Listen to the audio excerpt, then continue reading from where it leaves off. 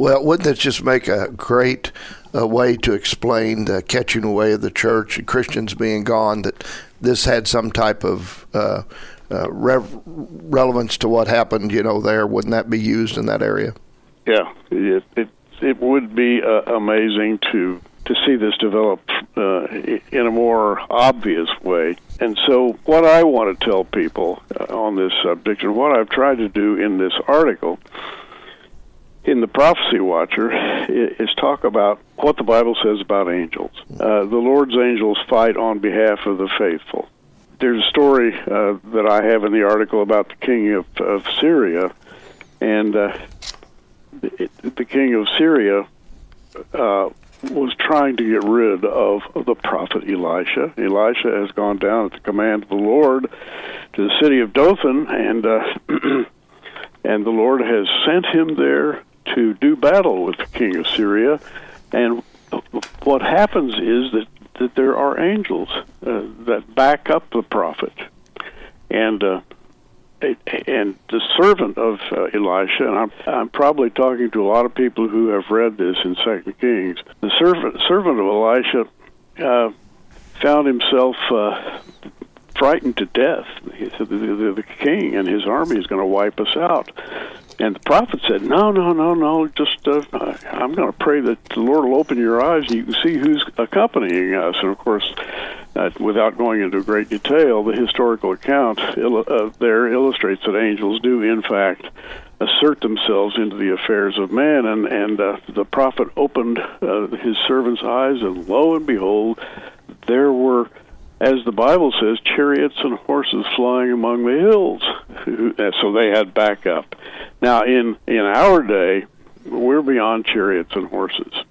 And my feeling is that if these beneficent angels appeared today, they would appear to us at the technical level that we now realize, namely flying machines of some sort, and probably they would be flying discs, but they would nevertheless be angels. And so the whole Bible, to me, is built on a basis of the interaction between angels and men. And you either believe that or you don't. And if you don't, you probably, if you see one of these things, you're going to say, wow, there's a UFO or a UAP from another world.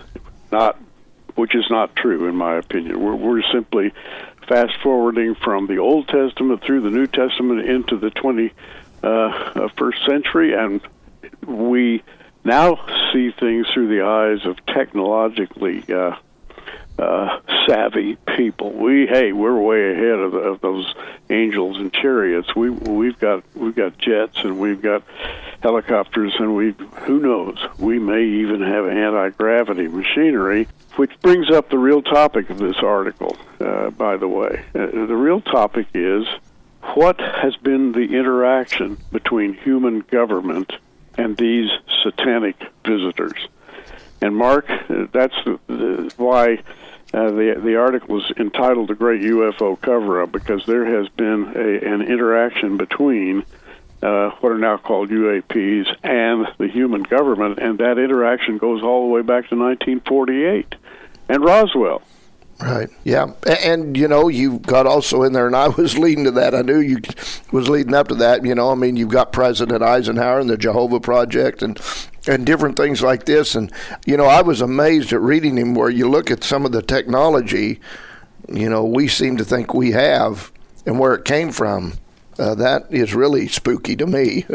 Well, it's fascinating that what they found, actually, in the Roswell incident, it has, I think, now been pretty well validated that we not only got wreckage, but we got the bodies of the creatures who were flying these or UFOs, UAPs.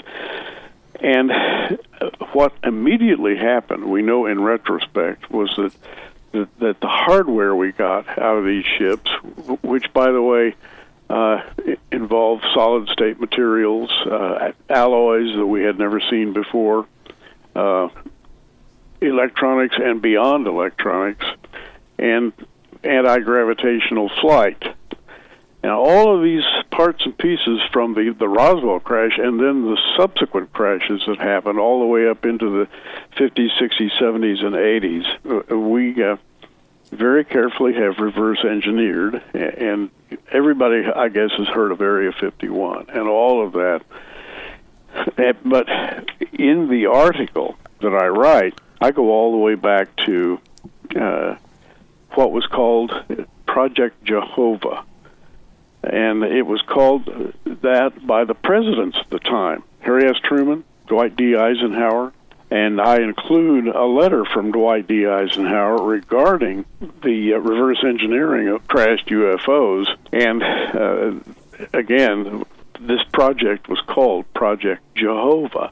In other words, the people running the United States government at that time began to think of these things in terms of God himself, which I think is kind of blasphemous. I would never call something Project Jehovah, but that's what the government called all this top-secret research from crashed UFOs.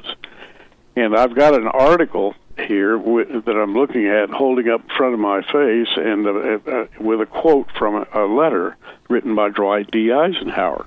And I think you probably read that if you read the article. Mm-hmm. That's correct, and it was pretty interesting. I mean, I never heard of such, but it's very believable because of what we're seeing happening today. It is, I know that you referred in the article, that about how that most Bible-believing Christians will admit that there's an existence of angels, either it's God's service or Satan's, but that's where they stop.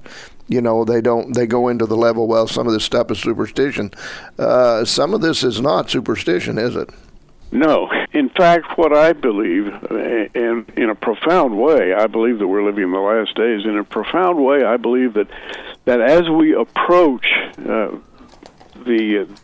that great day we're all looking for, when the Lord calls up the believers with a shout, with the trump of God, and we're all waiting for that, and we all believe we're getting closer and closer to it. And what I'm seeing is that if you study this subject over the last 100 years, you discover that the Nazis interacted with these creatures. You discover that a lot of governments of the world, the Russian government, and then, as I said, the United States government, was spoon-fed, I think, some high-tech information by those who are pretending to come from other galaxies, but really they're just the angels and demons that we read about in the Bible. And when Dwight D. Eisenhower came in on this in 1953, again, he wrote this letter, and which begins, I cannot overemphasize the need for utmost discretion and understanding in exercising the authority set forth in these documents. Well, the documents to which he refers came under the general heading of Project Jehovah. Now, why would they name it that? Jehovah is God. God is the creator and the ruler of the universe. And these people obviously felt that they were touching the edge of that whole arena. And he also said, I specifically want Project Jehovah Director Professor Albert Einstein and Dr. Robert Oppenheimer to inject any useful comments to the briefing, as they are most informed on physics related to the subject. So everybody's heard of Albert Einstein. Everybody's heard of the creator of the atomic bomb, Dr. J. Robert Oppenheimer. And Eisenhower mentions these big names, and of course many, many others. This is going way back into the 40s and 50s, 60s. And again, the subject is reverse engineering of crashed UFOs or UAPs. And when I look at the Bible, what I see is that we are essentially fighting against Satan and his angels, not people from other galaxies. The Bible says in Ephesians 6:12, for we wrestle not against flesh and blood, but against principalities and powers, rulers of the darkness of this world, against spiritual wickedness in high places. To me, these principalities, powers, and rulers of darkness are the forces of Satan, and they are the origin of what we have come to call of the UFO phenomenon or the UAP phenomenon.